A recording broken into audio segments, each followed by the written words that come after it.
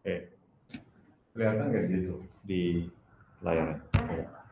Oke, kita mulai kuliahnya kembali ya, materi terakhir ini. Kalau di buku pilot 2006,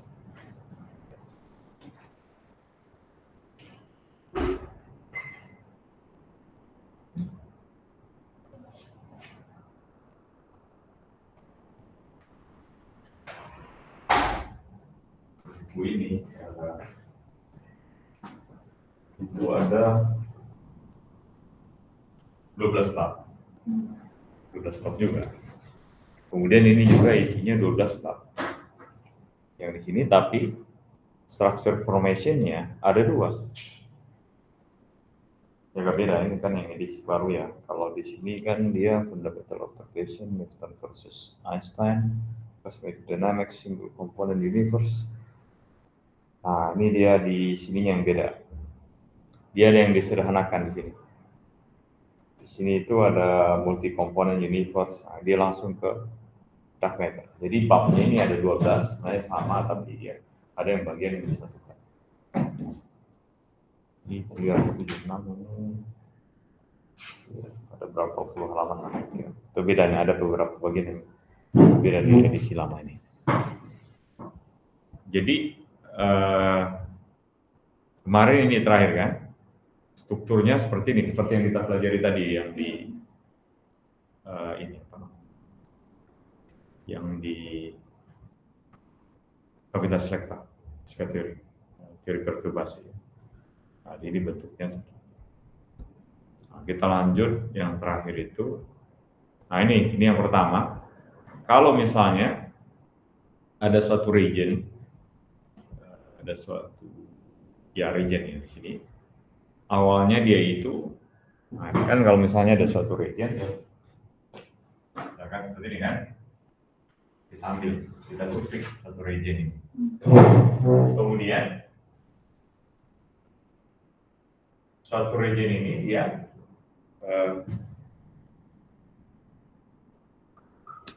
akibat adanya, pertama kan dia tidak ada interaksi gravitasi karena homogen kan, homogen, karena seperti yang saya sampaikan sebelumnya, kalau itu homogen berarti dia gayanya saling menghilangkan kan. Nah, jadi kalau misalnya dia kita cuplik, kita berikan tambahan tidak homogen lagi, densitasnya di sini, berarti densitasnya itu sama dengan rho 1 tambah delta. Nah, ditambahkan bentuknya. Ini kan radiusnya misalnya adalah R0. Sehingga kalau misalnya kita cari percepatannya, double dot itu sama dengan apa? Minus G akibat dari penambahan massa kan per R kuadrat. RT. Akibat penambahan massa ini, maka muncul percepatan. Atau di sini kan ini kita nyatakan sebagai percepatan, ini gravitasi kan, kecepatan. Sehingga delta M di sini secara kelasnya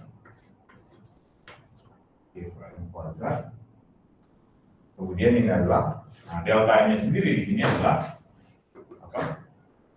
Delta M sama dengan rho kan, 4/3 di R pangkat 3 volume dikali dengan berapa densitas. Densitasnya kan tambah ini kan, plus tambah itu. Sehingga ini menjadi 4/3 di R pangkat 3 rho. Nah, ini jadi beda rho sama delta. Enggak, kalau rho itu hanya densitas ini aja, apa namanya, homogen rata-rata. Kalau ini kan dia tambahan, jadi gini. Pertama kan densitasnya apa? Rho kan? Iya, dari sifat rata kan. Iya. Berarti sekarang densitasnya menjadi rho 1 tambah delta kan? Nah, delta Ya. di sini berarti kayak red Fluktuasi. fluktuasinya. Yang ini. Oh, yang 10 pangkat. Ya, yang delta sama dengan apa? Rho minus rho ya. Ya, per rho baru. Fluktuasinya ya. Ya, fluktuasinya. Kan ada sebelumnya yang saya tuliskan. Nah ini, ya kan? Nah, tapi kan di sini tulisnya epsilon ya, Iya. sama aja. Jadi kan ini dia bergantung terhadap ruang dan waktu kan. Kalau densitas di sini dia bergantung hanya terhadap waktu. Karena apa? Kenapa terhadap waktu aja? Karena ruangnya bukan Namanya homogen. Iya. Homogen kan berarti semua titik sama kan? Nah itu alasannya. Tapi dia terhadap waktu berubah nggak? Berubah. Karena kan dia ada faktor pertumbuhannya kan, sehingga dia berubah juga strukturnya. Jadi misalkan pertama dia homogen 2, tapi berikutnya dia homogen 4. Dia ada pertambahan 2 kan, tapi dia tetap homogen kan? Tetap kan? Nah itu, tetap homogen. Jadi kalau misalnya ini maksudnya adalah pertambahannya ini kan adalah ini, berarti berapa pertambahan rho-nya? Delta rho-nya. Rho kurang rho rho 1 ditambah delta kurang rho kan? Iya. Selisihnya kan? Selisihnya berarti apa ini? Berapa? Rho kurang tambah jadinya kan? Iya. Atau ini rho tambah rho delta kurang rho kan? Dicoret kan? Iya. Berarti itu makanya delta ini nih representasi untuk penambahan massa kan? Sehingga ini adalah rho delta. Jadi rho delta itu mengindikasikan dia penambahan massa yang sedikit. Ada fluktuasi kan? Penambahan massa yang sedikit. Nah itu asumsi yang dipakai di sini. Kalau yang di kita sebelumnya kita berangkat dari persamaan Friedel kan. Kalau ini dia berangkat dari, tapi sebenarnya sama aja, mendekat.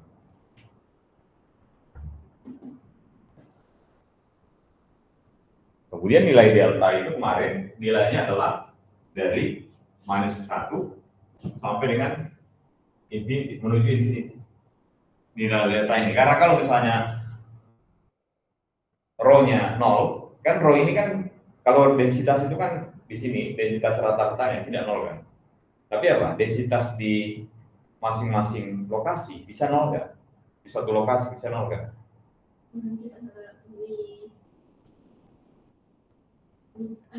Kalau di homogen berarti rata, Pak? Enggak, yang ini. Kalau ini kan homogennya, ini bisa nggak 0?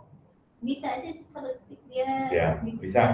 Seperti yang di void kan. Ya, Void kan under dense kan. Jadi kita anggap dia densitasnya kecil kan. Mendekati 0. Sehingga apa? Nilai densitas ini nilainya adalah apa? Lebih besar sama dengan min. Jadi limitnya adalah min 1. Limitnya sama dengan min 1. Jadi kalau dia min 1 itu berarti densitasnya 0. Kemudian densitas ini kan kalau limitnya kan 0 kan? Ada nggak di bawahnya?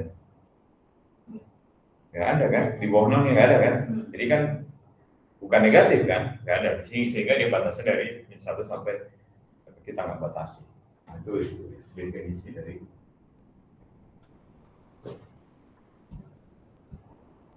Nah, sehingga bagian ini, dari bagian inilah kita bisa turunkan persamaan densitas. Ya, dari bagian ini kan, minggu kemarin kita bahas ya kan. Nah, kita dapatkan bahwa akibat dari penambahan densitas, massanya berubah menjadi 4/3 rho, kemudian Masanya tetap, tapi densitas yang berubah. Masanya kan tetap tentunya kan.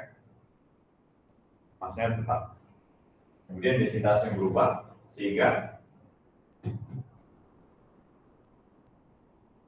densitasnya menjadi rho, kemudian 1 tambah delta dan seterusnya. Jadi ini kita dapatkan persamaan. Kita lanjutkan aja persamaannya. Nah ini yang kemarin kan, dinamik Jens length-nya sudah. Oke.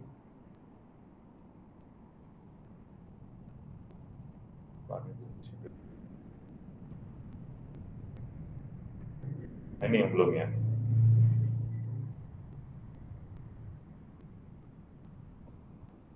Ini juga deh, udah ya? Kayaknya udah ya? Belum ya? Udah lupa. Oh belum ya? Belum.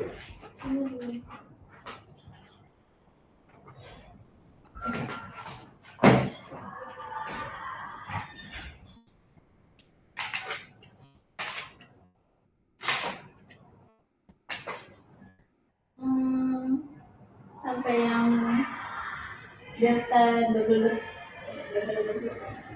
Yang ini? Yang ini, udah? Udah, delta dulu. Ini? 2 ada kayak itu Pak. Oh ini ya? Oke. Ya. Ya, sampai Nah jadi ini persamaan densitasnya. Berarti ini sebagai apa ini? Jadi kalau kita bisa lihat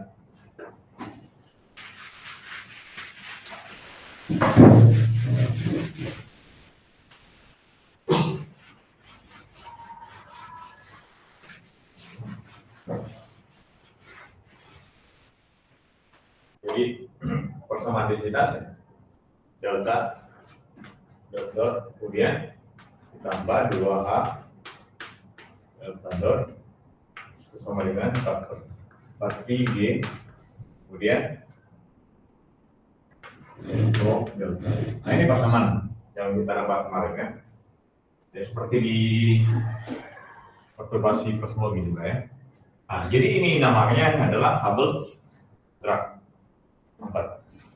Itu sama hanya dengan kita apa? Ada misalnya benda masa m jatuh gerak jatuh bebas misalkan gerak jatuh bebas, maka benda m ini di mekanik ya, benda ini kalau misalnya dia jatuh, kalau digerak jatuh bebas dia akibat gravitasi kan, ya kan? Berarti di sini F dia kan akibat gravitasi. Kemudian kalau misalnya kan asumsinya tidak ada hambatan udara, tapi kalau ada hambatan udara, berarti ada gaya hambat kan di sini. Gaya hambat.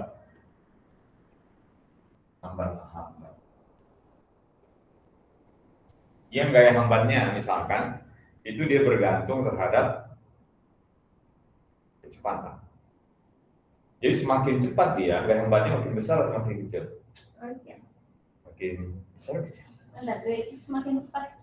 Enggak, jadi kalau misalkan ada benda atau kamu bergerak dengan kecepatan tertentu, semakin cepat kamu bergerak, maka gaya hambatmu makin besar atau makin kecil?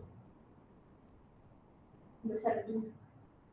Makin besar. Iya besar juga kan? Iya, makin besar. Kayak kamu naik motor, jadi kalau misalnya kayak makin kerasa. Ya, kamu ngebut, itu kan makin kerasa kan, makin besar gaya hambat. Jadi kalau misalnya angin lagi kencang, itu kamu makin tinggi gaya hambatnya justru kan, kamu harus agak pelan kan. Kadang kan kayak gitu kan bisa bahaya ya. Iya, oleh. Iya.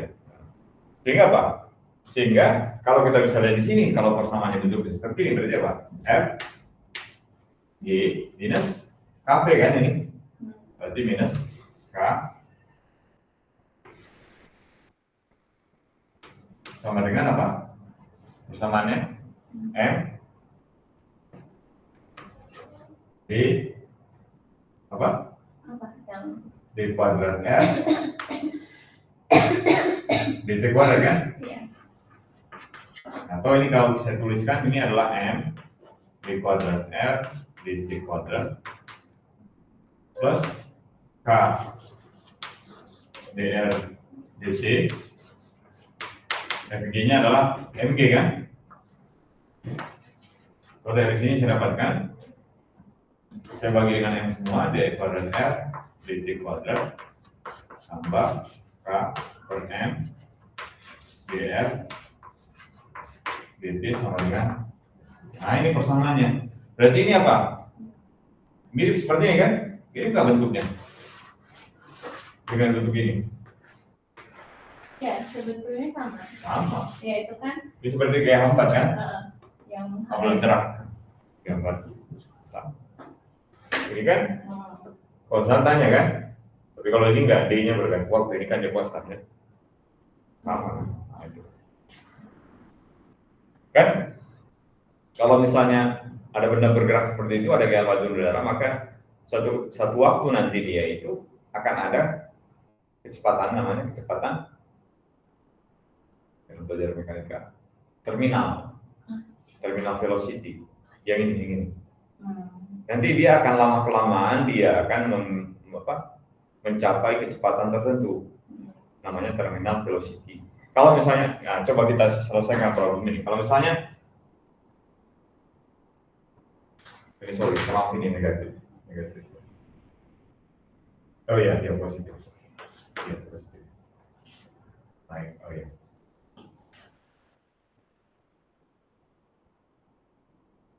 Jadi kalau misalnya persamaan ini, saya ini, bukan persamaan ya. Jadi kalau misalnya persamaan ini kita bisa tuliskan, itu kan d kuadrat r, kemudian apa? dt kuadrat itu sama dengan, atau kita membagikan ke P biar turunan yang pertama, dp dt, kemudian minus g minus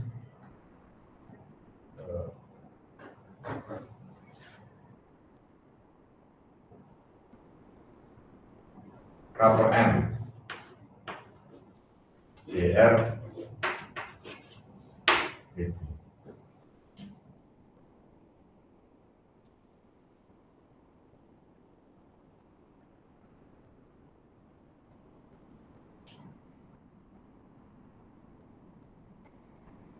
Atau dr dt-nya adalah V. Nah, ini kan, ini bentuknya kan? Kalau saya anggap ini sebagai turunan pertama, jadi apa ini? Berarti ini ada dv per, nah, saya bagi dengan ini, berarti G minus K per M per V, kemudian sama dengan D.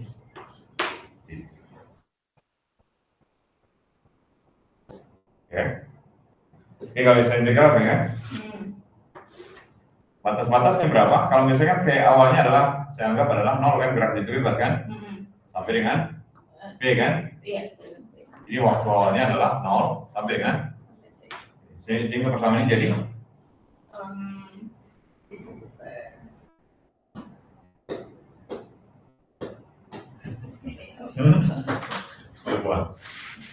nah, kita misalkan aja, U kan, U-nya adalah apa? G minus K per M kali P, berarti DU adalah minus K per M dV, berarti dV adalah apa? Minus M per K DU, ya kan? Berarti ini adalah minus M per K integral 0 sampai dengan P, kemudian DU per U kan? Kemudian ini adalah T kan? Ya. Sehingga ini jadi apa? Minus M per K ln U kan? Berarti ln U, tapi itu kan balik lagi kan? Bagian lagi kan? Ln G minus K per M P sama dengan D. Ini batas-batasnya dari 0 sampai dengan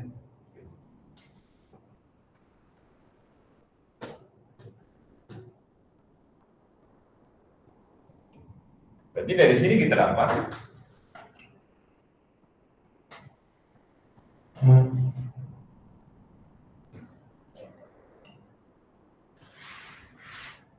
dapatkan sama ini berarti minus M per K ln apa?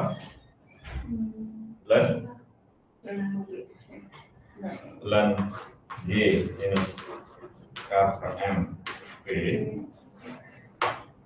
minus ln G kan? Sama dengan T.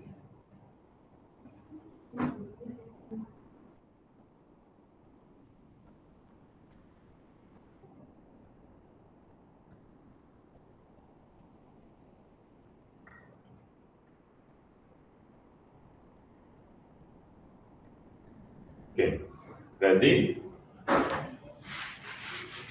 sini kita dapatkan dan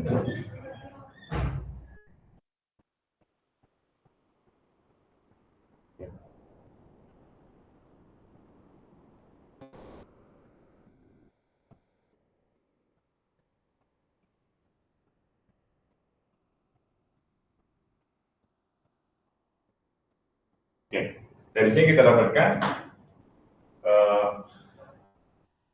ln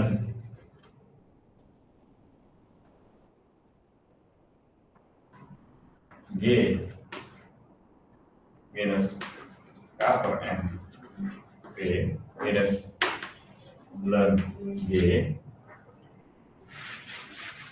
sama dengan apa? Minus K per M kali T kan? Berarti kita eksponensial kan? Keduanya kan? Iya kan? Kita eksponensial kan berarti eksponensial ini kan? Eksponensial ini tambah kurang ini sama dengan eksponensial ini kali eksponensial ini kan? Berarti jawabannya adalah G minus K per M P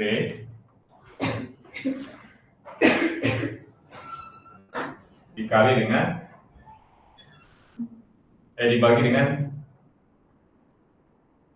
eksponensial ini dikali eksponensial ini.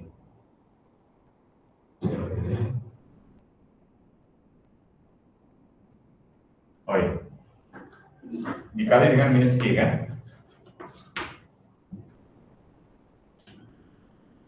Ya kan? Kan sama dengan minus K per M kali T. Ini eksponensial. Eksponensial minus K per M dikali dengan T.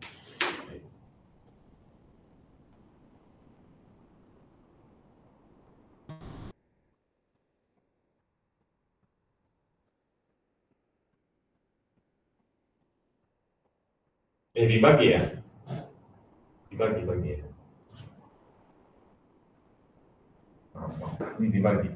Kan ln ini dikurang ln ini kan berarti ln ini dibagi ln ini kan? Bagi ini kan? Iya kan? Dibagi kali seperti sama.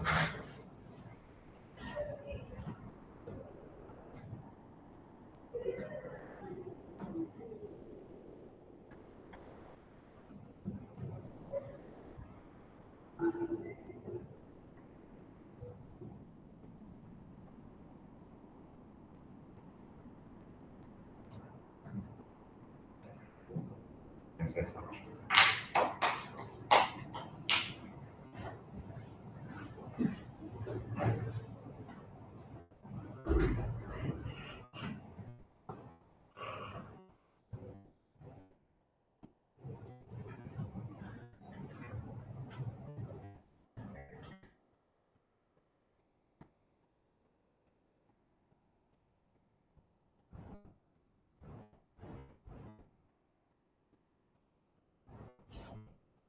Ya, dan G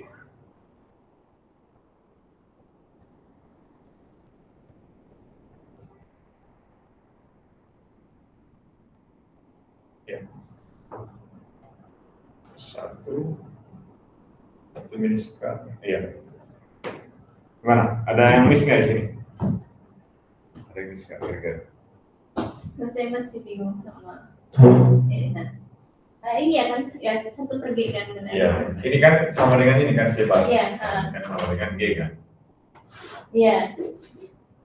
Eksponensial ini ya, ini kan. Oke. Nah, ya. Berarti ini saya dapatkan sehingga persamaan ini jadi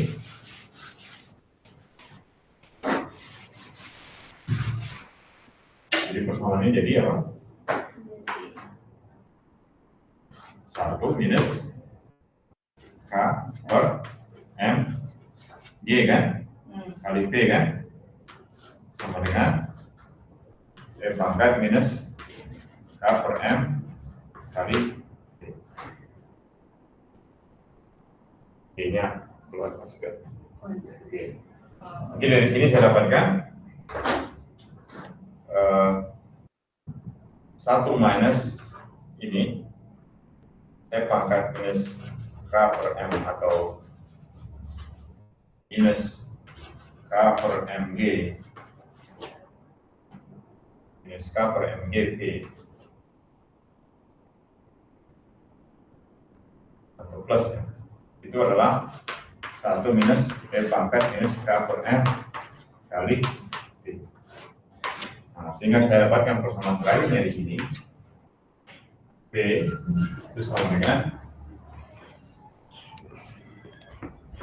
lagi ini kalau mati ya.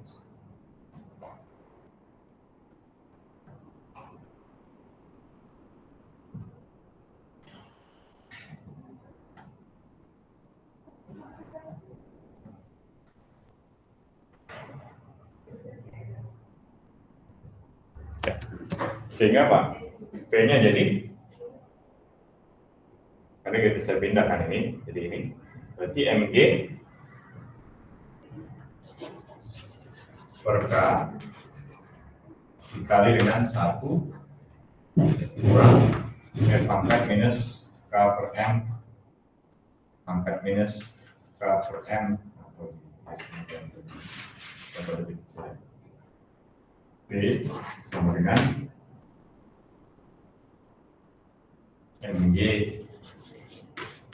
per K kali 1 kurang E pangkat minus K per N kali T. Nah, ini persamaan. Ini persamaan dari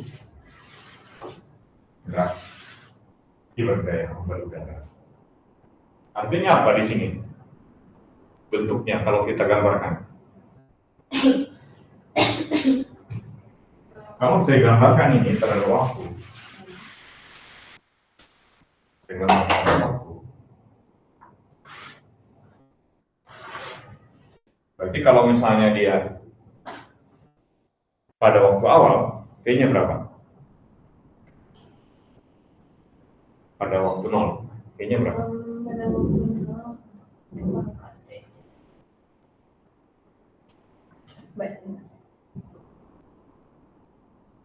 berarti MG per K enggak dong.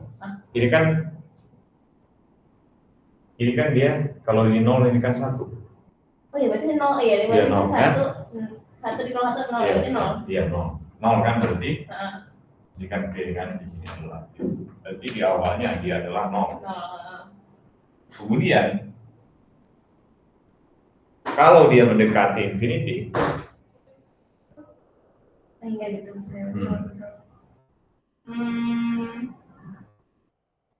Kayak pangkatan hingga berapa sih, Pak? akan sangat besar kalau tanda negatifnya berarti akan makin sangat kecil kan? Iya. Tapi tidak akan pernah melampaui tak hingganya kan? Jadi ini akan makin kecil tapi tidak akan melampaui 1 kan? Akan kecil sekali kan? Jadi sehingga dia akan mendekati, kalau ini sangat kecil nilainya maka dia akan mendekati apa?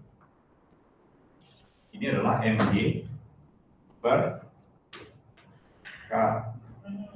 Oke? Berarti dia bentuknya akan seperti ini. Tapi dia nggak bakal melewati ini. Kalau asymptot ya.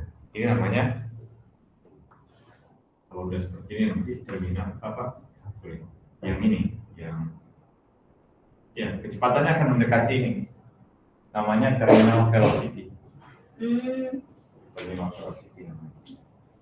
Jadi dia apa ya, kayak malah cenderung bakal konstan kan? Iya, akan menuju satu nilai tertentu. Jadi ini konteksnya apa? Maksudnya tadi ini enggak, ini kalau misalnya kita asumsikan seperti ini, misalnya ini konstan, berarti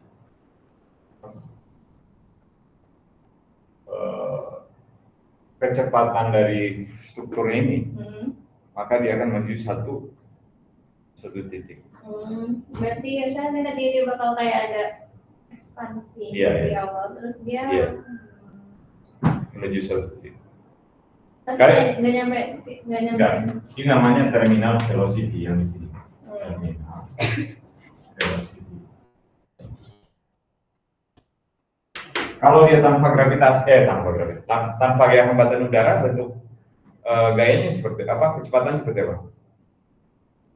Nggak ada hambatan. Iya, kalau nggak ada hambatan emang sih. Berarti kecepatannya apa? Kalau misalnya ada gravitasi bebas, tanpa ada kecepatan awal. Ya. Jadi B-nya adalah B-nya M. B-nya.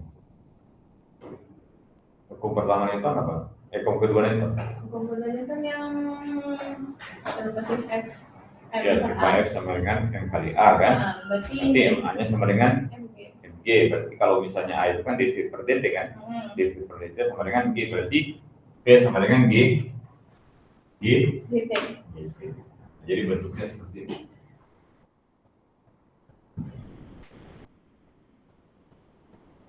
Kalau seperti ini, itu berarti dia enggak. Kalau ini kan menuju satu titik, kalau ini enggak kan? Enggak ada batasnya kan? Enggak ada limitnya. Gravitasi bebas kan? Limitnya ada kalau udah mencapai tanah kan? Ya. Kalau ini enggak, sebelum juga dia mencapai tanah, dia itu udah ada kecepatan. Jadi dia enggak loss makin mundur. Enggak linear. Kalau ini kan linear. Kalau ini menuju satu titik, jadi nanti akan satu mencapai satu kecepatan tertentu. Oh, misalnya kayak ini lah. Yang ini penerjun payung itu kan sebelumnya dari. Itu kan nggak makin ngebut kan? Enggak. Itu guna dari parasutnya itu untuk menahannya. Ya, menahan untuk supaya ada terminal velocity-nya. Jadi ada apa istilahnya? Menghambat udaranya kan, sehingga dia menuju satu kecepatan. Atau misalnya nggak harusnya sebelum mereka melepas itu aja, kan mereka jatuh dulu kan? Cepat jatuhnya kan? Lama-lama makin cepat kan? Makin cepat tapi nggak ini apa? Kayak ya itu hampir ada yang hampir statis.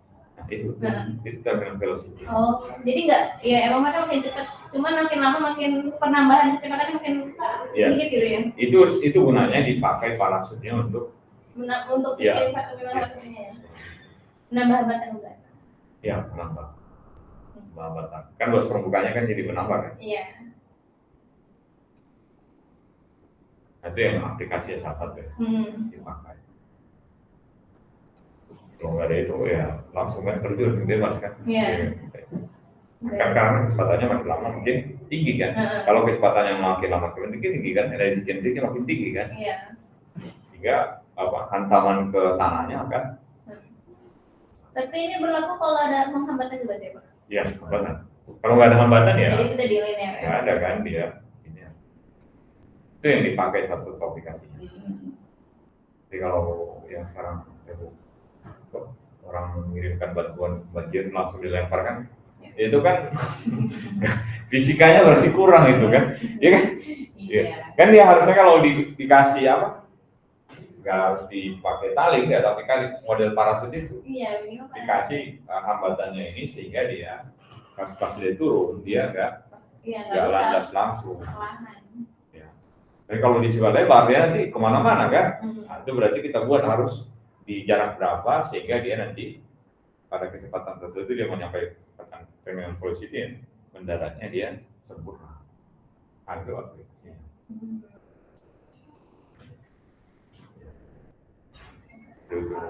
Makanya itu kalau misalnya mau di literasi, salah satu contoh belajar fisika itu. Iya. Oke. Nah, kaitan dengan ini, kalau misalnya ini kita anggap ini konstan ya, ini konstan. Misalnya, kalau ini kan nggak konstan ya. Iya. Kalau ini konstan, maka dia fluktuasi ini kecepatan fluktuasinya akan mendekati suatu nilai nanti lama-kelamaan kan. Pertama dia naik, kemudian dia melambat. Melambat sih, iya, misalnya dia menaik cuma nggak tinggi lagi. Kemudian kalau contoh kasus lain, kalau misalnya dia static universe maksudnya apa?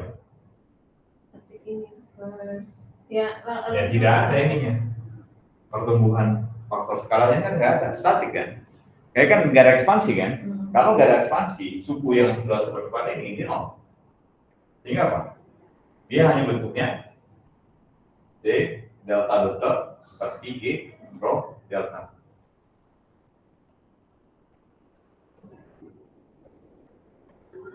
Oke? Sehingga apa? Bentuknya ini kalau seperti ini, solusinya. Solusi seperti ini. Banyak bersama di kerja. Solusinya apa? Berarti apa ini? Ini kan konstanta kan? Ini konstanta semua kan? Berarti apa? Konstanta. Nah, jadi kalau kita singkat, nah, jadi makanya saya bahas di sini mekanis. Sehingga apa? Sehingga kalau misalnya bentuknya seperti itu, berarti apa? Delta dot saya mungkin kalau konstanta dikali delta kan? Konstanta. Second gabungkan konstanta jadi satu, jadi K dan kali delta. Jadi apa? Solusinya delta double dot jadi delta. Jadi solusinya adalah eksponensial.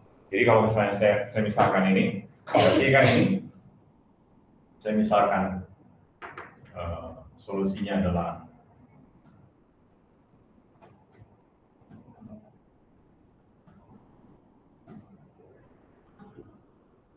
kamu kan masih ingat kan kalau kita misalkan ini kan berarti kan D kuadrat D delta dt kuadrat kemudian minus K D sama dengan 0. Ini kan berarti D kuadrat minus K D sama dengan 0 kan? Iya kayak gini. Cari solusi delta. Iya kan? Persamaan diferensial di TPB. Berarti kalau bentuknya seperti ini berarti apa? D-nya itu adalah D kuadratnya kan sama dengan K kan? Berarti D-nya adalah plus minus akar K kan? Ya kan? Berarti apa?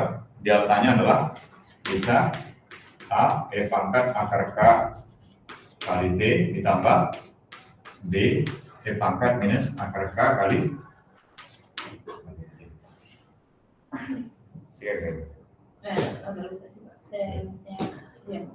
ya, jadi kalau misalnya kalau saya turunkan 2 kali maka saya dapatkan dia eksponensial. Berarti eksponensial apa itu?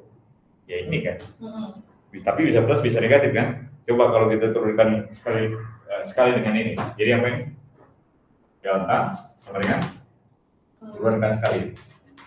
Sama dengan akar K A E pangkat yang kiri aja ya. Sama aja kan nanti kan. Akar K kali D kan? Saya turunkan sekali lagi. Oh sih. D kuadrat sama dengan akar K kan?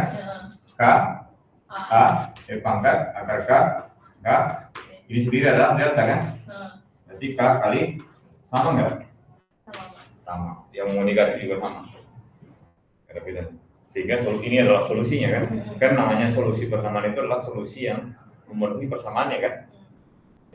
Seperti halnya misalnya kamu X kuadrat plus misalnya 2X plus X minus 2 sama dengan 0. Berarti ini adalah X-nya adalah X plus 2 X minus 1 kan? Iya enggak?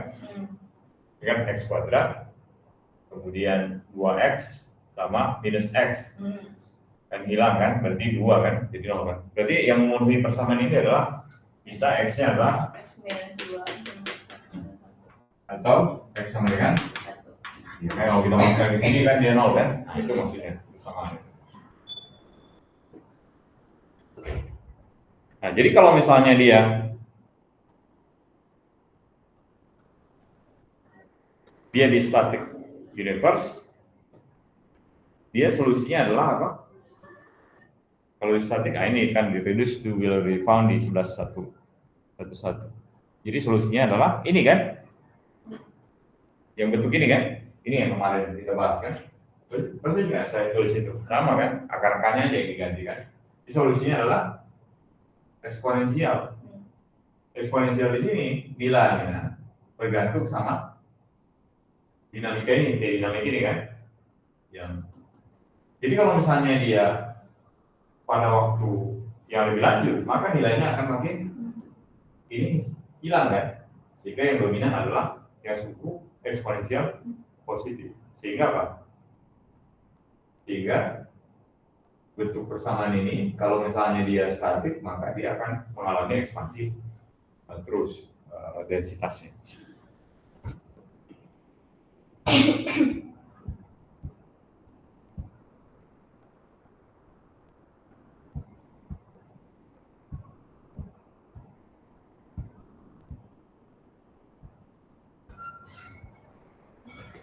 Oke. Nah, sekarang kita balik lagi. Berarti suku yang tambahan ini, yang H delta dot ini, itu adalah Hubble friction namanya. Gaya hambatnya atau gesekan, Hubble friction. Gesekan. Nah, jadi gunanya adalah untuk apa namanya? Mengurangi ya densitas dari perturbasi. Nah, jadi gunanya Hubble friction itu jadi densitas itu tidak eksponensial. Kalau nggak yang tadi eksponensial kan, densitasnya. Kalau misalnya tidak ada Hubble friction untuk kasus static universe, malah ekspansi. Makanya itu sebabnya Einstein menambahkan suku untuk menahan ya kan? Dan energi sebenarnya kalau sekarang kita kenal untuk menahan sebenarnya supaya dia stabil.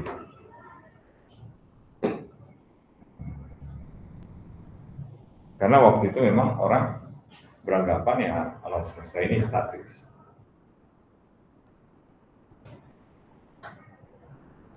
Oke, nah kita lanjutkan. Nah, jadi bentuk persamaan diferensial untuk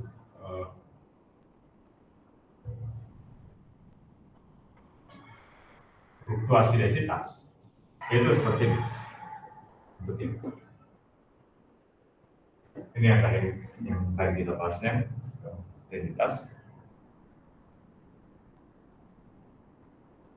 Nah, kalau misalnya dia materi, jadi kan this form of equation can be applied to the use of sometimes component with unnegligible vessels such as radiation or a cosmological constant. Bentuk component universe, however, it should be removable.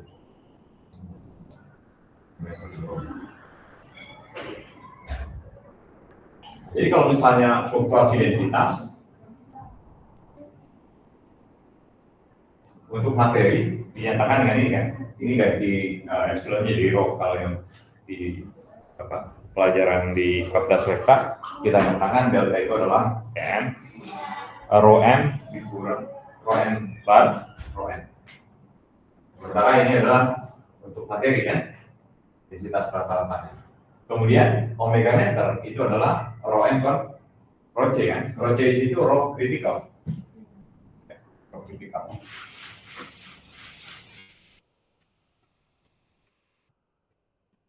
Ini kan omega m itu adalah rho m per rho kritikal. Berarti rho kritikal sendiri adalah apa?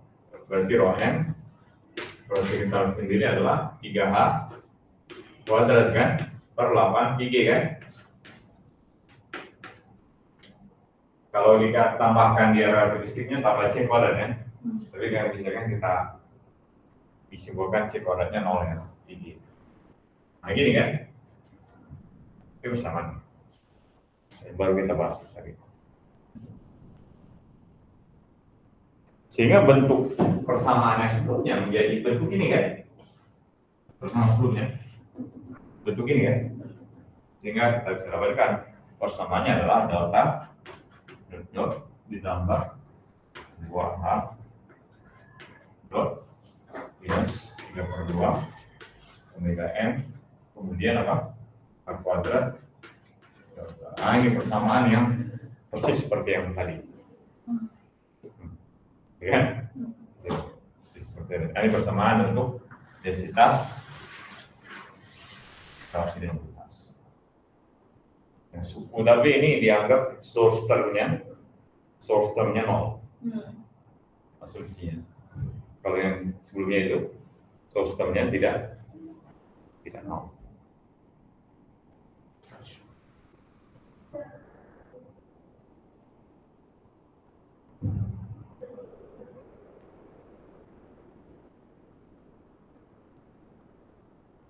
Kemudian kita bisa lihat bahas epochnya, jadi masa-masanya.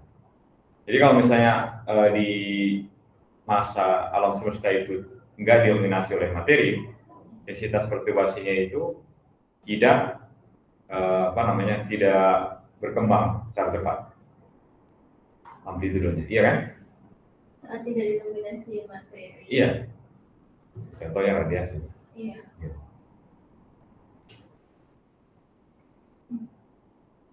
Era radiasi itu sebelum materi. Apa? Sebelum materi. Sebelum materi. Jadi gini, jadi era sebelum, kalau ini kan, kalau misalnya era dominasinya materi, berarti omega ini 1. Oke. Kalau di sini kan, during the epoch when the universe not dominated by matter, density perturbation in matter don't grow rapidly in amplitude. Ya, jadi nggak bakalan cepat. Karena kalau misalnya kita masukkan omega m-nya sangat kecil, ya, maka bentuk persamaan ini kan berarti hilang kan? Kalau ini kan sangat kecil. Oke, sehingga bentuk persamaan ini hilang. Sehingga bentuknya menjadi apa? Delta double dot tambah 2H dot. Sementara H sendiri itu adalah 1/2 2T. Ya, tahu dari ini kan? Ya. Kalau didominasi oleh radiasi, ya, berarti A-nya adalah seperti itu. A-nya. A-nya yang ini ya.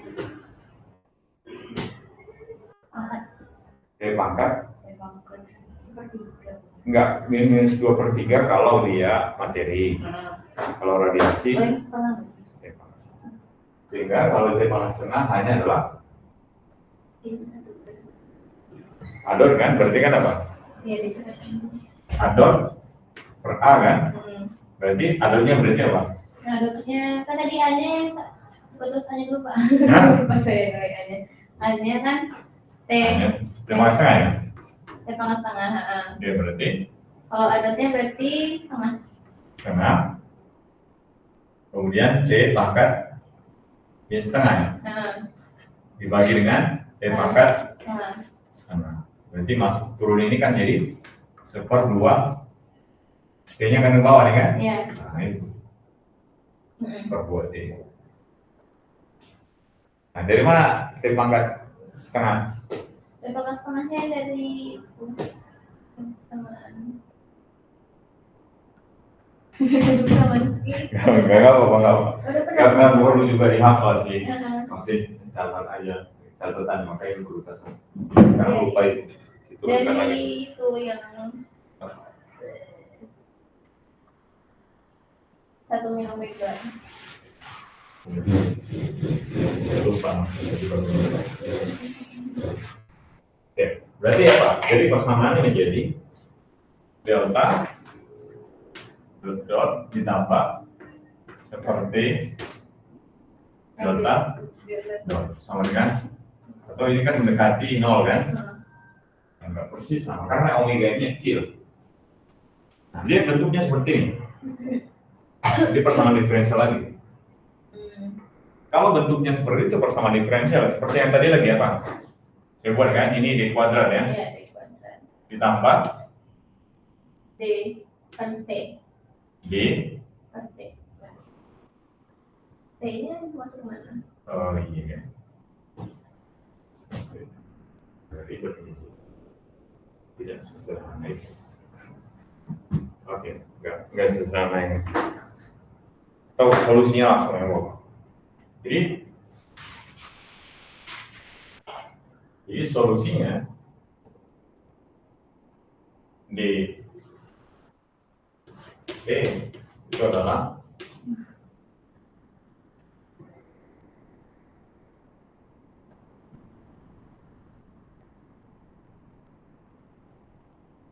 sebenarnya B mendekati B1 ditambah B2 ln.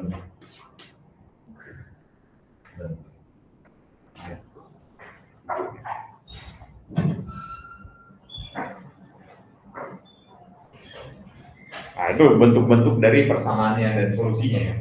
Berarti solusinya ini adalah solusi yang logaritmik. Berarti gimana kira-kira? Kan dia gini kan? Kan? Berarti saat dia T-nya sama dengan 0, berapa nilainya? T-nya 0. Ya, Log 0 itu adalah mendekati infinity. Nggak ada. Mendekati infinity. Kalau log 1 kan 0. Kalau log 0 bukan 0. Tapi mendekati infinity. Sehingga dia kalau di 0 ini dia akan mendekati kan begini kan, lurus gini kan. Kemudian apa? T-nya lama-kelamaan dia akan itu loh.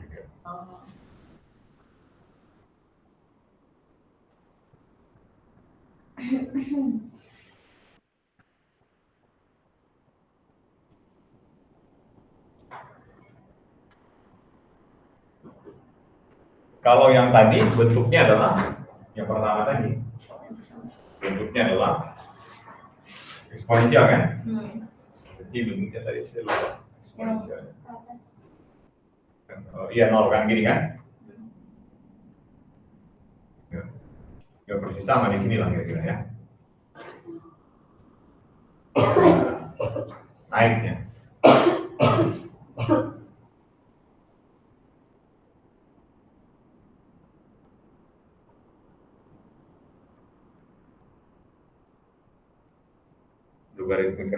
Logarithmic rate itu bentuknya apa? Logaritma turun ya, logaritma.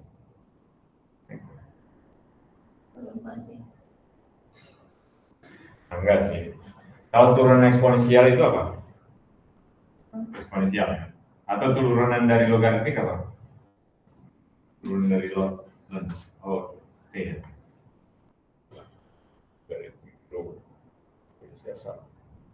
Logaritmik, oh ya, kalau dia logaritmiknya makin lama makin besar, nilainya akan,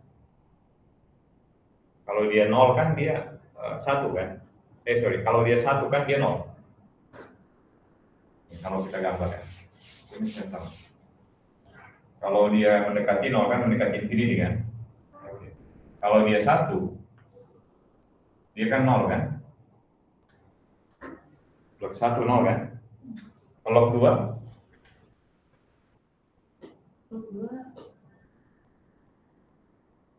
Log 1 0.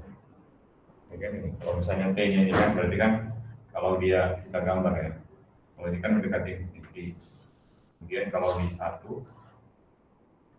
kalau dia di 1, dia 0. Jadi di 0 di sini.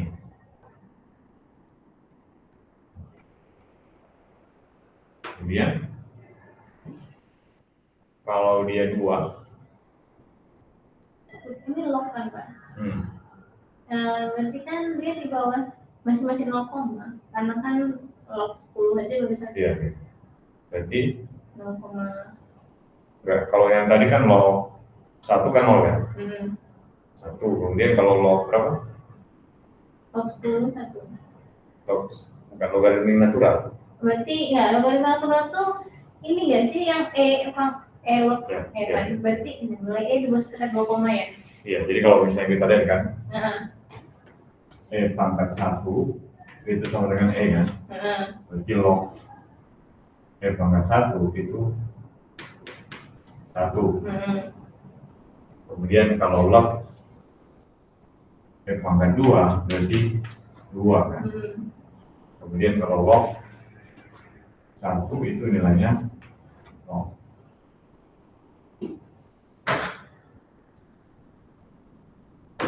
Berarti dia makin naik ya. Kalau misalnya kita ambil dari 1 berarti dia nilainya seperti ini kan? Nilainya jadi seperti ini kan? Jadi dia tadi turun gini, kemudian gini kan? Jadi dia bertumbuh secara logaritmik. Tumbuh. Kalau dia tidak eksponensial, ini kelihatan kayak eksponensial, tapi ini nggak terlalu, ini kayak hampir linear kan? Jadi dia nggak terlalu besar ya, seperti ini. Kalau ini agak besar. Jadi kenapa dia tumbuhnya secara logaritmik? Kenapa? Karena ada radiasi kan. Radiasi itu kayak mensupres, istilahnya supres itu kayak mengurangi pertumbuhannya. Kemarin ada ini gitu itu kesan. Bukan, kayak Uranus deh Pak. Oh, saya taruh di situ di dalam. Ada kan? Oke. Nah, kalau misalnya itu yang tadi ya sudah paham ya yang tadi kan yang itu. Sekarang kalau misalnya dia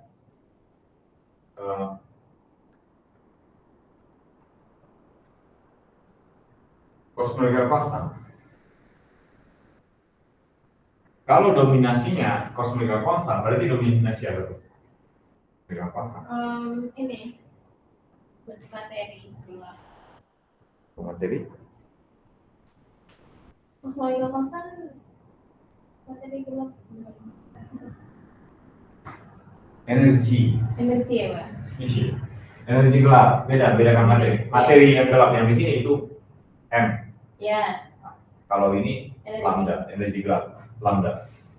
Jadi kalau misalnya dia dominasinya kosmologi konstan atau dominasi dan energi, berarti apa? Berarti bagian M-nya tadi masih sangat kecil kan? Iya. Kecil lagi kan? Sehingga apa? Ya, tapi kalau hanya tadi kan seperti 2T, tapi kalau ini kan konstan kan? Jadi kalau misalnya kamu cek kan di persamaan Friedman untuk ini kan A kuadrat ini kan sama dengan apa? Di sini kan? Iya. Lambda per 3 kan? Kan yang jadinya kan 0 kan? Ini kan? Lambda per 3.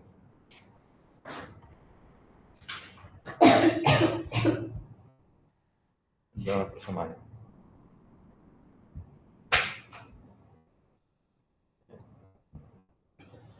Jadi kan dia bergantung ini kan, lambda aja maksudnya. Lambda. Karena lambda ini konstan. Ya kan?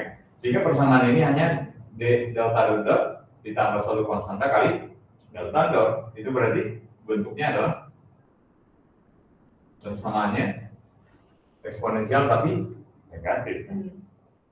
Iya kan? Eksponensial sama negatif bentuknya. Ini kan persamaannya kan sebenarnya kan sama dengan delta bentuk sama dengan minus K kali delta kan? Kalau yang tadi kan positif kan? Oh iya. Iya kan?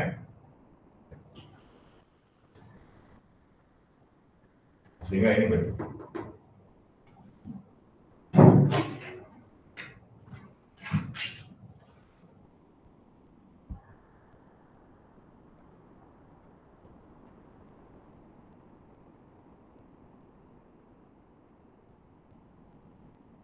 Kemudian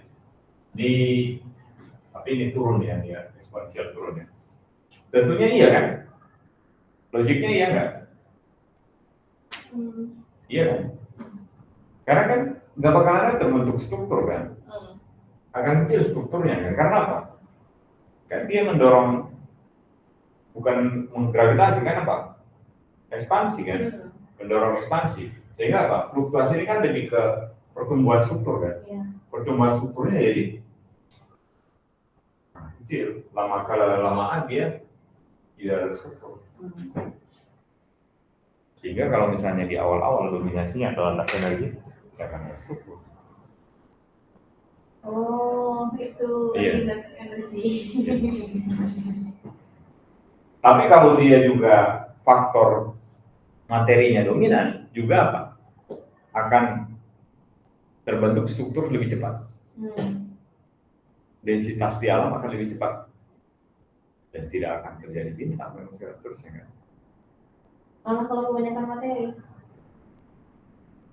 Itu sebabnya. Jadi harus balance ininya, apa istilahnya, kayak orang masak kan. Setiap era tuh ini kan gantian kan pakai ada era-era ini kosmologinya. Asal kita menggunakan model standar kosmologi ya. Tapi kan ada model-model yang lain ya. Itu pemicu perubahan era itu. Pemicu perubahannya banyak hal, ada nuklir, ada ini banyak. Kompleks. Itu ada bab khususnya, ada kompleks. Kalau yang kita bahas ini terkait gravitasinya aja. Tapi kan nanti ada juga elektromagnetiknya kan. Kan mulai dari apa? Mulai dari sejak setelah misalkan kita anggap awalnya misalnya Big Bang, kemudian berikutnya mengalami evolusi dan seterusnya kan, bentuk era rekombinasi, foton terlepas dari pengumpulan materi dan seterusnya berkembang ya. Tapi kan panjang tuh historinya. Era Planck dan seterusnya, energinya berapa tuh. Itu yang kita bahas di buku ini.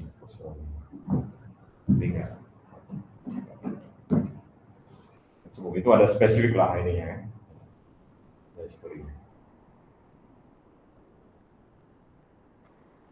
Ya, mekanisme pemicunya ya itu interaksi itu.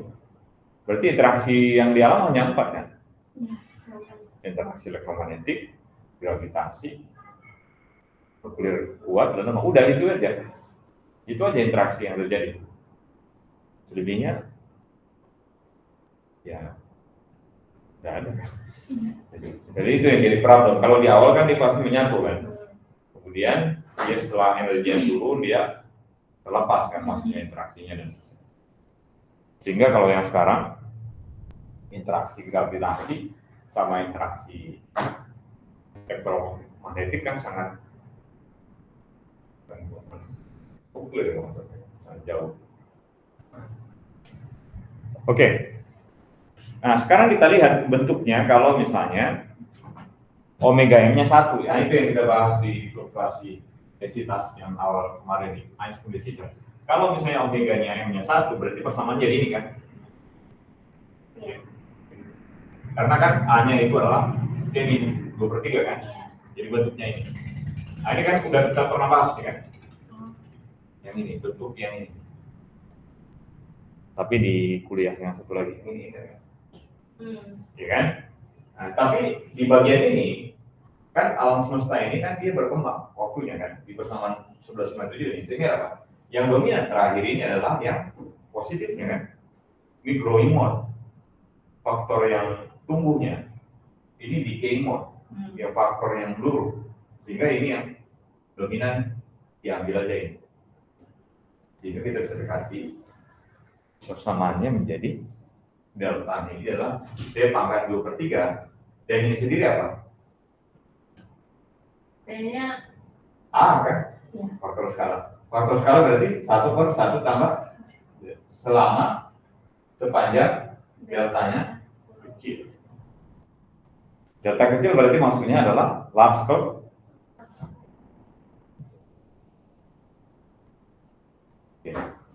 Jadi kalau misalnya barionet itu hanya tipenya adalah materi non relativistik, kemudian perturbasi densitasnya itu dia itu mulai dari apa? Mulai berkembang ini di Z decoupling. Oh, iya, 1000.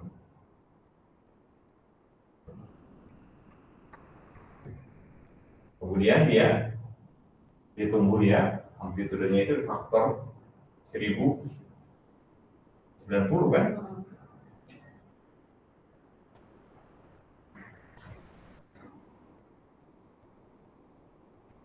Kalau kan meskipun bentuk dominan dari materi inovasi adalah meter, densitas perluasan di meter itu dia mulai tumbuh efektif di Z RM-nya itu 3400.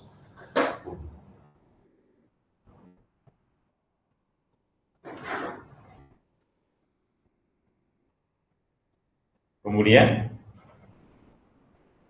di situasi skematiknya di sini 1144 mana dari ini. Nah, pertumbuhan. Kalau dia dark matter materinya, makanya pertumbuhannya seperti itu.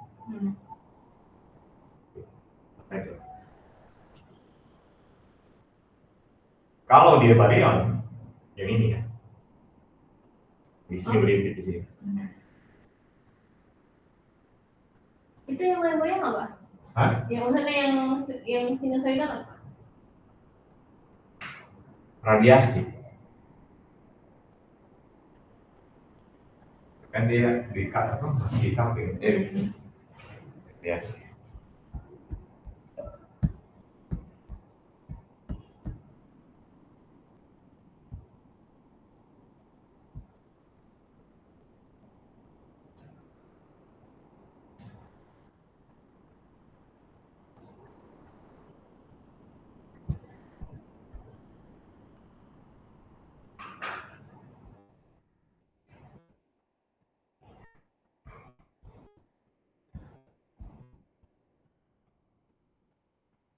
Oke. Ya, saya ulang ya. Kenapa radiasi? Karena kan dia masih coupling kan terus kan terjadi dengan materi seperti ini. Kemudian kalau ini dark matter, baryon tanpa dark matter. Coba dia. Nah itu skematik dari pertumbuhan struktur.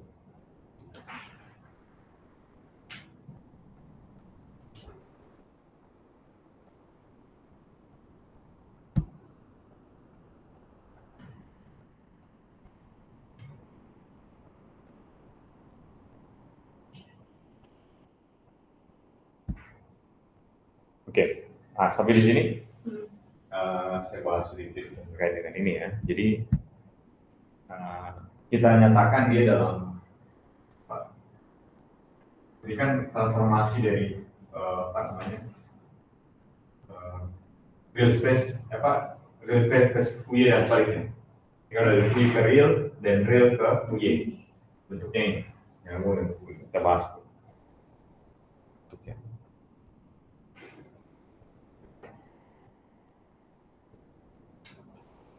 Sehingga kalau dalam transformasi Fourier kita dapatkan ini kan semuanya sebenarnya tahu dalam transformasi Fourier kan transformasi Fourier dapatkan. Sehingga kita bisa hitung Hall spektrum kan dalam transformasi Fourier kan densitas kemudian kita misalkan dapatkan Gaussian initial fieldnya Gaussian, kemudian dia kalau misalnya Gaussian field-nya itu adalah homogeneous isotropik, kemudian power spektrumnya itu digambarkan oleh Gaussian field. Ini soal kondisinya. Sehingga apa? Sehingga kita bisa dapatkan hitung standar deviasi kan, udah standar deviasi kan, standar deviasi. Sebenarnya sederhana ya, sebenarnya mirip seperti itu. Kemudian kalau misalnya kita misalnya anggap dia power law, ini hanya pendekatan aja ya. Kenapa bisa dipakai power law? Karena kan dia bentuknya kan itu bisa dekati kan? Kan bentuknya kan seperti ini kan? Seperti ini kan? Kan saya bisa dekati dengan power law kan ini? Bentuknya. Jadi guys, ya kita bisa dengan bentuk power law. Secara teoretik, nilai dari power law index ini oleh inflasi itu adalah n-nya sama dengan 1. Kalau misalnya n sama dengan 1, itu merefer pada ada persamaan namanya Harrison-Dulfit power spectrum. Kalau ini ya 1 ya. Ada nggak di sini Harrison-Dulfit? Nggak ada. Ya, power Harrison-Dulfit itu sebenarnya mirip seperti ini. Ada Wigglesworth di sini, sisa dari varian. Nah ini, kalau ini power spektrumnya kalau di berbagai skenario kosmologi.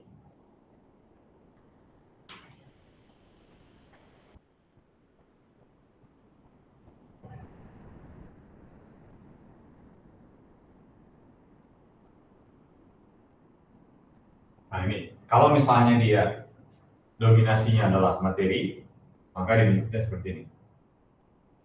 Kalau dia dominasinya kontak matter, ya bentuknya seperti ini.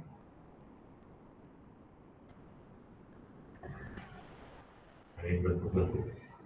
Kemudian yang bentuk yang ini adalah kalau misalnya dia linear.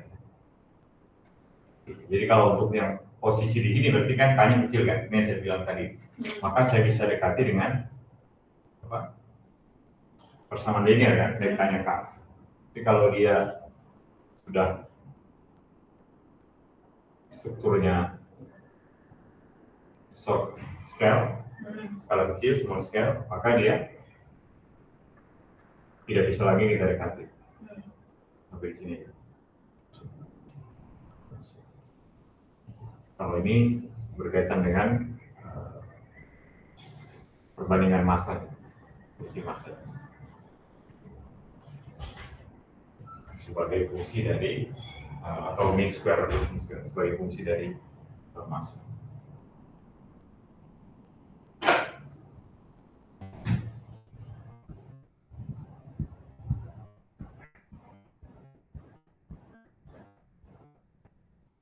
Nah, kemudian yang paling penting juga di bagian terakhir ini,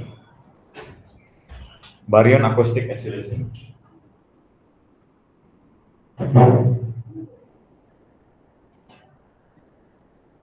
Jadi kalau misalnya kita lihat di gambar 11.5, nah ini di gambar 11.5, ya.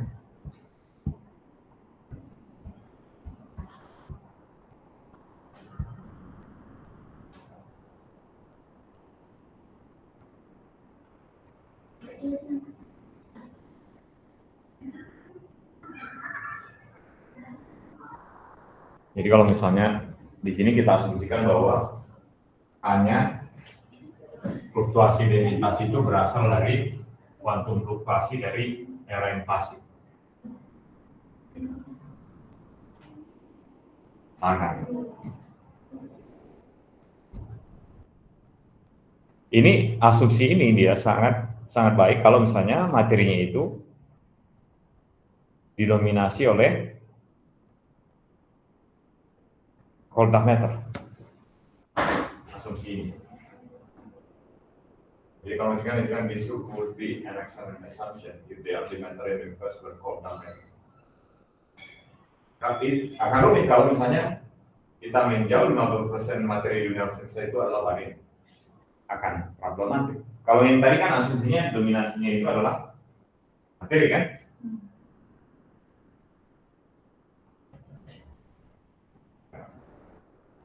Ini lihat nih kan, as far as gravity, 1 kilogram hidrogen itu sama dengan 1 kilogram WIMPs, quickly interacting massive particles. Barium matter has additional ability to interact with photons through electromagnetic force. This ability significantly change the amplitude of mass fluctuation in the universe. Jadi akan mengubah fluktuasi masanya di alam semesta. On a relatively small scale, the ability of barium matter to cool by emitting a photon permits the formation of high-gravity on small dan seterusnya ini pada masa yang kecil ini. Masa titik ini tahu kan maksudnya? Masa titik ada titik 10 pangkat 12 masa titik. Ya, masa matahari. And the formation of process on mass scale ini on mass scale bigger than supercars dan seterusnya.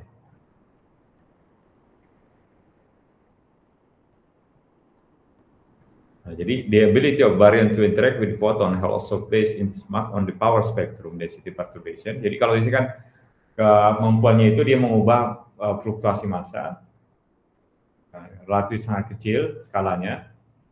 Kemampuan barium meter itu kemudian cool by emitting photon permit the formation of high density galaxy on small scale. Jadi dia mengizinkan pembentukan high density galaxy pada skala kecil dan pembentukan ultra high density star pada M kurang dari ini, dan skala masanya lebih besar daripada supercluster. Lebih besar daripada supercluster, the ability of barium to interact with photon has also placed in its mark on the power spectrum. Di power spectrum itu ada yang itu yang ada Wiggles-nya. Jadi barium oxide. Nah, jadi kalau misalnya kita ingin memahami barium oscillation, kita kembali lagi era ketika barium itu decouple dari foton. Itu di sekitar 1090 yang decouple kan.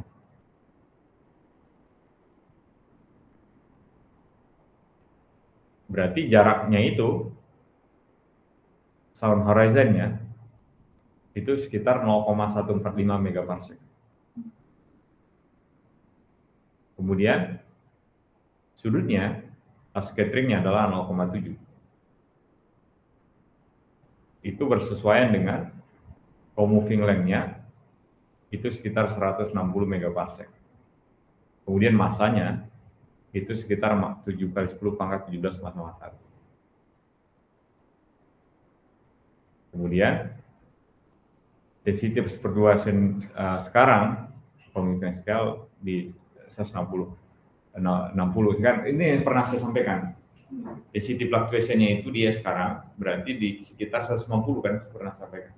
Sekitar 160 150. Namakan dengan barrier acoustic oscillation, dihitung dari yang tadi. Jadi yang pertama ini kan, the sound horizon-nya sekian.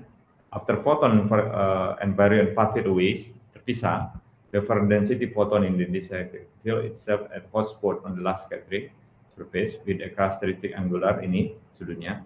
However, just overdense photon left on visible mark on the universe, the overdense left the mark physical size-nya 0,145, sehingga RS-nya adalah ini kali apa ini? Seper A kan?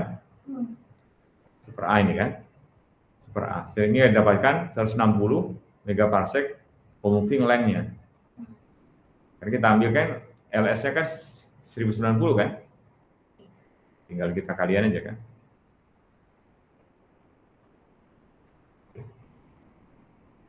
Nah, jadi kita dapatkan 160 megaparsec baryon acoustic oscillation ya. Bisa tunjukkan. Nah ini. Sekitar di sini kan. Ya, ada. Itu sisa-sisa dari baryon acoustic oscillation.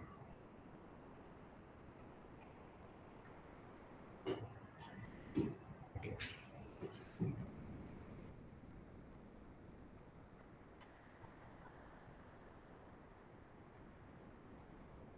Nah itu jadi kira-kira bentuk dari acoustic oscillation. Jadi baryon acoustic oscillation ini dia itu merupakan tools ya untuk menghitung cosmological parameter. Karena acoustic scale ini itu seperti halnya standar yardstick. Tahu kan yardstick? Yardstick kayak standar panjang gitu. Panjang, whose length is determined by well understood physical concept. It can be used, for instance, to probe the properties of dark energy by seeing how the angular size of the BL bump varies with redshift. Jadi kita lihat dia bagaimana dia variasi. Makanya saya bilang, kalau kita tahu distribusinya, itu kan distribusinya kan ini korelasi dan vaksin kan. Sehingga apa? Saya tahu apa untuk yang seperti yardstick. Misalnya kan kalau panjangnya awalnya segini, kemudian segini awalnya, segini awalnya kan. Dari yang kecil kan, sekarang besar kan. Berarti kita tahu kan berarti gravitasi yang mempengaruhi kan. Jadi gini misalnya, pertama panjangnya 5, sekarang 10, sekarang 15, berarti faktor pengalinya ada 3 kan? Berarti interaksinya hanya perkalian linear aja kan? Seperti itu maksudnya. Jadi kita punya apa namanya fingerprint kan, jadi kayak jejak-jejaknya kan, jejak-jejaknya. By seeing how the angular bump varies with redshift during the recent energy dominated era, we can determine once we have enough data whether the energy is single component constant or whether it's different value of W. Jadi kita bisa lihat apakah dia W-nya adalah -1, itu berarti cosmological constant, atau dia dynamic dark energy. Dynamic energy. Jadi kalau misalnya kita asumsikan omeganya -1, itu berarti dark energy. Kemudian amplitude bumpnya, berarti lokasi amplitude bumpnya itu di 11,6. Itu kenapa kita masukkan omeganya -1, karena itu yang cocok untuk menggambarkan pola statistiknya itu. Jadi tidak coba-coba itu enggak, tapi karena kita dapatkan data, kemudian kita masukkan parameter omeganya -1, itu yang paling cocok untuk menggambarkan apa namanya ini tadi BAO tadi, baryon acoustic oscillation. The gray contour gives the value of given consistent at the 95% confidence level with typical supernova result and the temperature. Jadi ini hasil dari supernova dan temperatur yang disampaikan oleh Planck.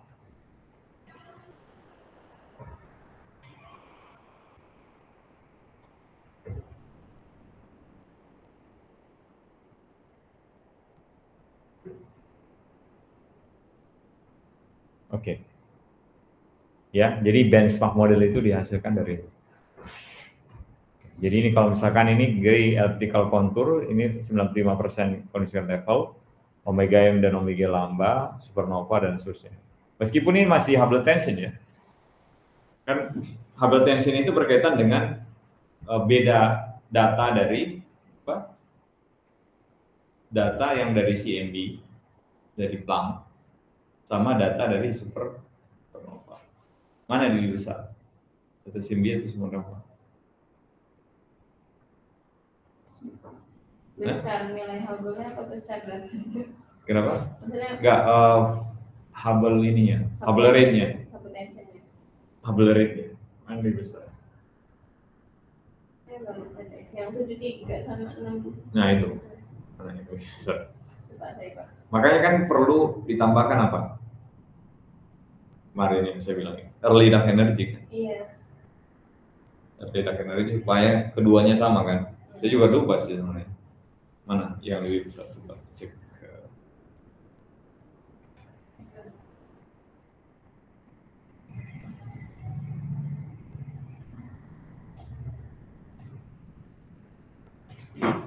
Kalau yang CMB, oh iya benar.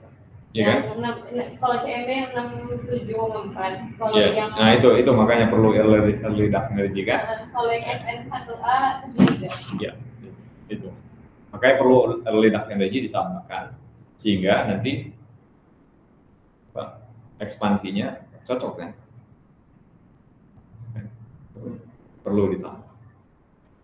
Saya nggak tahu, cuma dia masih tension. Sampai sekarang, kenapa masih jadi tension? Kenapa?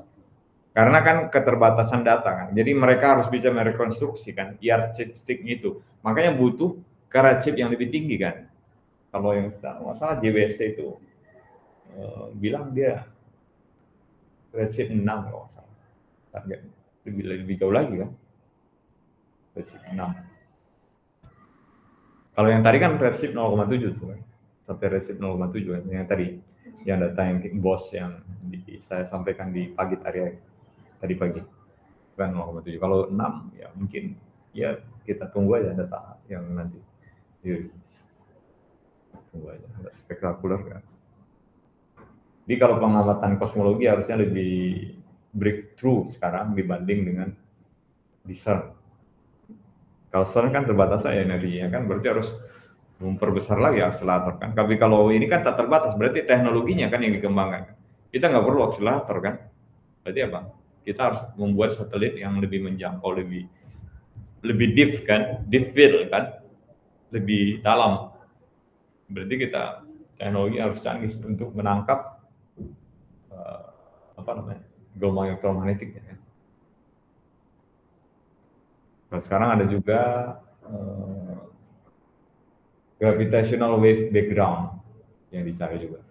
Kalau itu kan CMB kan, gravitational wave background itu juga jadi kajian khusus tuh. Berarti kita tahu ada